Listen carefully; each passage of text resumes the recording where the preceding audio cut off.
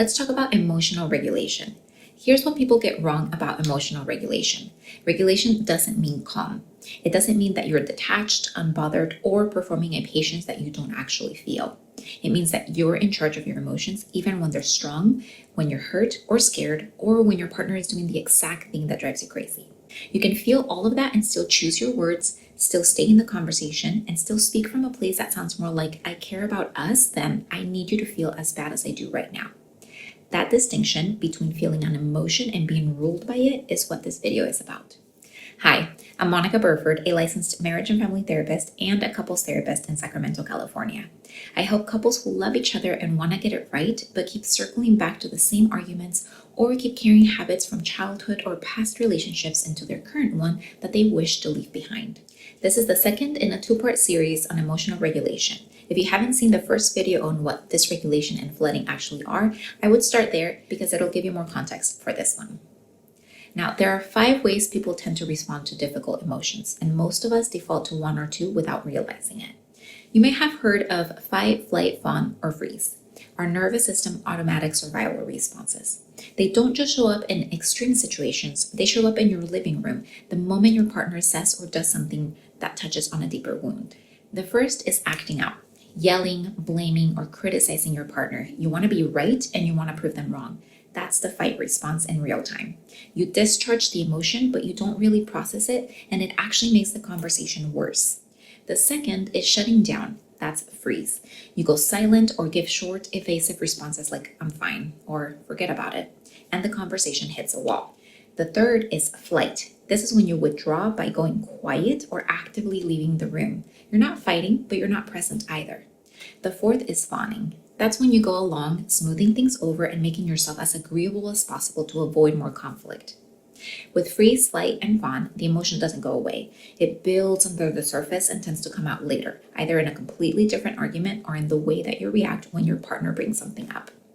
The fifth is a regulated expression. This is where you're able to name your emotion, own it, and speak it in a way that keeps the door open, such as, I felt dismissed when that happened. Can we talk about it? Or, I don't like the way this conversation is going and I'm starting to feel overwhelmed. Can we pause for a few minutes? Rather than discharging or suppressing, you're choosing to be honest and connected at the same time. Terry Real talks about emotional ownership. That's the idea that you're responsible for your wounds even when your partner is the one that touched them. That's a hard idea, and I want to be clear, this does not apply to abusive behavior that's genuinely harmful. But in most everyday conflict, the emotion that gets triggered belongs to you to manage, even when the situation feels unfair. Here's what the difference can sound like in practice. When you're regulated, you might say something like, I get anxious when plans change the last minute. Can we figure out how to communicate better around that? Versus, you never think about how things affect me. You just want to do whatever you want. Regulated. I'm honestly frustrated about how that conversation went. I feel like something we agreed upon got ignored.